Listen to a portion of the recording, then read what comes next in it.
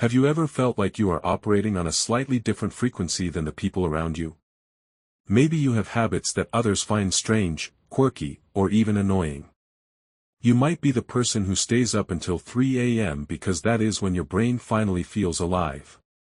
You might be the person whose desk is a chaotic mess of papers and coffee cups, yet you know exactly where everything is. Or perhaps you catch yourself talking to yourself in the grocery store, debating the merits of two different types of apples. For years, society may have told you to fix these habits. They told you to be more organized. They told you to go to sleep earlier. They told you to stop overthinking. You may have even internalized this criticism, believing that there was something wrong with you, that you were undisciplined, scattered, or socially awkward. But let me tell you something that neuroscience and psychology have been discovering for decades: normal is not always optimal. Many of the habits that society labels as weird or eccentric are actually the side effects of a high-functioning brain. They are the exhaust fumes of a powerful engine. When your mind is processing information at a higher speed, making connections that others miss, and perceiving the world with intense depth, it naturally behaves differently. You are not broken, you are wired for brilliance. Today, we are going to explore the 5 weird, unconventional habits that are strongly linked to high intelligence. We are going to look at the science behind the quirk. We are going to reframe your flaws as features of a superior operating system. By the end of this message, you will stop apologizing for your eccentricity. You will start wearing it as a badge of honor. You will understand that your weirdness is simply your genius trying to find a way out. Habit number 1, the Night Owl Chronotype. The first habit is one that has likely caused you endless frustration in a world built for early risers. You are a night owl. Society loves the early bird. We are told that the early bird gets the worm, and that successful people wake up at 5 a.m. to meditate and run a marathon before breakfast. If you struggle to wake up early, or if your brain feels foggy until noon, you are often labeled as lazy or unmotivated. But here is the truth: your sleep pattern is not a choice, it is biology. And it is a biology often linked to high IQ. Evolutionary psychologists call this the Savannah-IQ interaction hypothesis. The theory suggests that more intelligent individuals are more likely to acquire evolutionarily novel values and preferences. In ancient times, humans were strictly diurnal, we woke with the sun and slept with the dark. To stay awake at night required a cognitive override of our primal instincts. Night owls are evolutionary rebels. If you find that your best ideas come to you at midnight, if you feel a surge of creative energy when the rest of the world goes quiet, it is because your brain thrives in solitude. The night offers a lack of distraction. It offers a stillness that allows your complex mind to stretch out and run freely. While the world sleeps, you are processing. You are creating. You are solving the problems of the day. So, do not let the 5 a.m. club shame you. You are not lazy, you simply have a different circadian rhythm. You are the guardian of the night watch, the thinker in the dark. Your brain doesn't shut down just because the sun went down, it simply shifts gears into a higher, more creative mode. Habit number 2, the chaos of the messy desk. The second habit is one that drives neat freaks crazy: you are prone to clutter. Your desk, your room, or your workspace might look like a tornado hit it. There are piles of books, unfinished projects, sticky notes, and random objects scattered everywhere. People tell you to clean up your act. They say, a cluttered desk is a sign of a cluttered mind. But Albert Einstein famously asked, if a cluttered desk is a sign of a cluttered mind, of what, then, is an empty desk a sign? Psychological studies from the University of Minnesota have found that geniuses often favor a messy environment. Why? Because disorder encourages creative thinking. When your environment is too sterile, too organized, and too predictable, your brain follows suit. It thinks in straight lines. It follows the rules. But when you are surrounded by a bit of chaos, your brain is constantly forced to make new connections. Your eye catches a book on history while you are working on a math problem, and suddenly, snap, a new idea is born. The mess is not a mess, it is a collage of inspiration. Furthermore, people with high IQs are often so focused on the internal world of ideas that the external world of tidying up seems trivial. You simply don't have the mental bandwidth to worry about where the stapler goes because you are too busy contemplating the nature of the universe. Your mess is actually an external hard drive. You know exactly where that specific paper is in the pile. It is a system known only to you.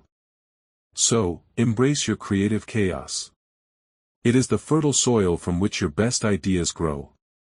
Habit number 3, the private conversation, talking to yourself.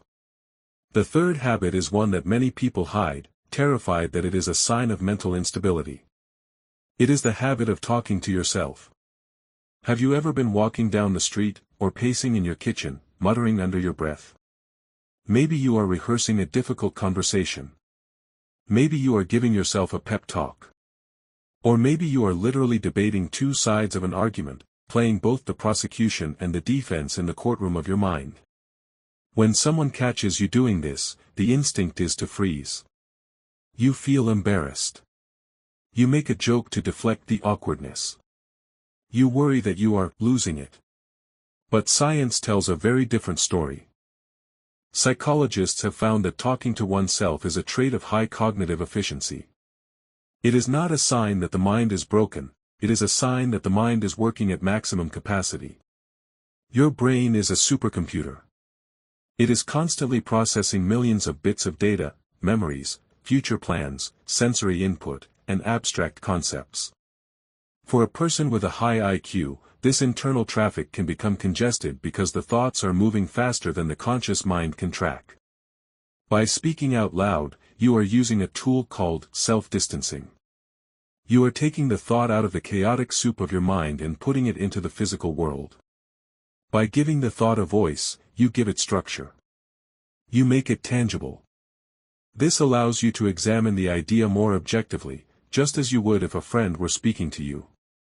Studies show that people who talk to themselves while performing a task, like searching for an item or learning a new skill, actually focus better and retain information longer. You are not crazy, you are coaching yourself. You are the captain giving orders to the ship.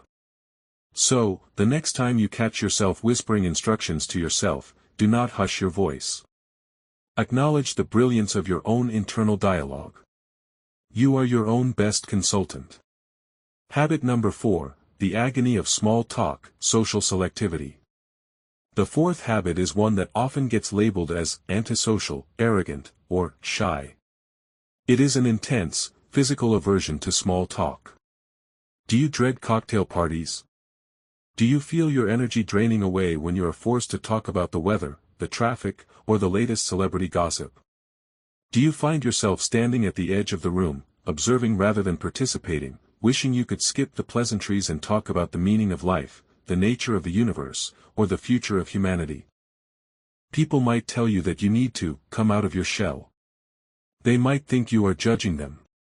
But the truth is, a high IQ brain is fueled by novelty and depth. Small talk is predictable. It is repetitive. It follows a script. To a complex mind, a scripted conversation feels like watching a movie you have seen 1,000 times.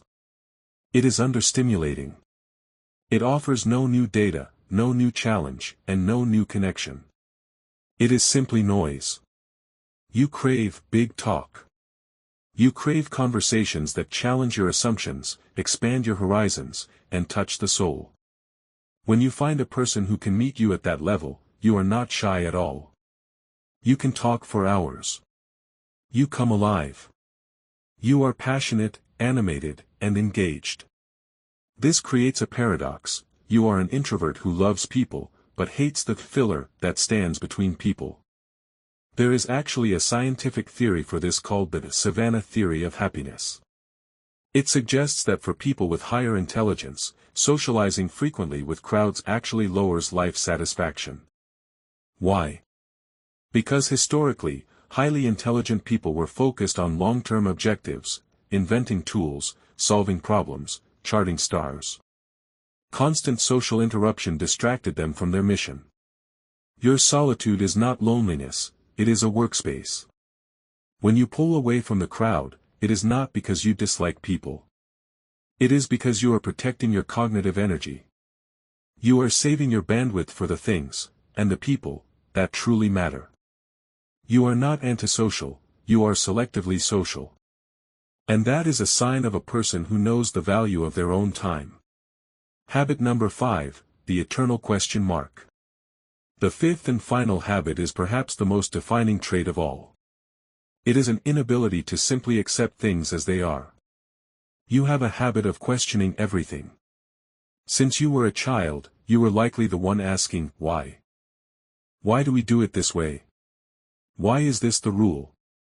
Why do we believe this? To authority figures, teachers, parents, bosses, this habit can feel like rebellion. They might have called you difficult, stubborn, or disruptive. They might have told you to just do as you are told. But you couldn't. Your brain does not have an obedience switch. It has a logic switch. If something doesn't make logical sense, if a rule seems arbitrary, or if a tradition seems harmful, you cannot simply fall in line. You have to take it apart. You have to understand the mechanism behind the reality. This is the trait of the innovator. Every great leap forward in human history, from the wheel to the internet, from democracy to civil rights, started with a single person who looked at the status quo and asked, why? This habit can make life difficult. It can make you feel like an outsider. It can lead to paralysis by analysis, where you are so busy analyzing the options that you struggle to make a decision. It can make you feel restless because you are always seeing the flaws in the system that others are blind to. But this restlessness is a gift. It is the engine of progress. You are not being difficult, you are being diligent. You are the auditor of reality. You are the person who checks the foundation to make sure the house is safe. While others are happy sleeping in the comfort of how it's always been done, you are awake, designing how it could be done better. The spiritual truth, the burden of the gift. Now, looking at these 5 habits, the night owl rhythm, the messy desk, the self-talk, the hatred of small talk, and the constant questioning, you might see a pattern. These are traits of intensity. Having a high IQ is not just about being smart. It is about experiencing life at a higher resolution. It means you feel more, see more, and think more. And frankly, this can be a burden. It can be isolating. It can lead to anxiety, depression, and a feeling of being profoundly misunderstood. You might look at people who live simple, unquestioning lives and feel a pang of envy.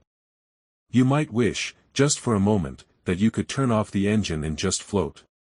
But the universe does not make mistakes. You were given this mind for a reason. You are a lighthouse. A lighthouse does not run around the island looking for boats, it stands tall, it shines its light, and it warns of the rocks. Your ability to see deeply, to question bravely, and to create chaos out of order is needed. The world needs people who are awake.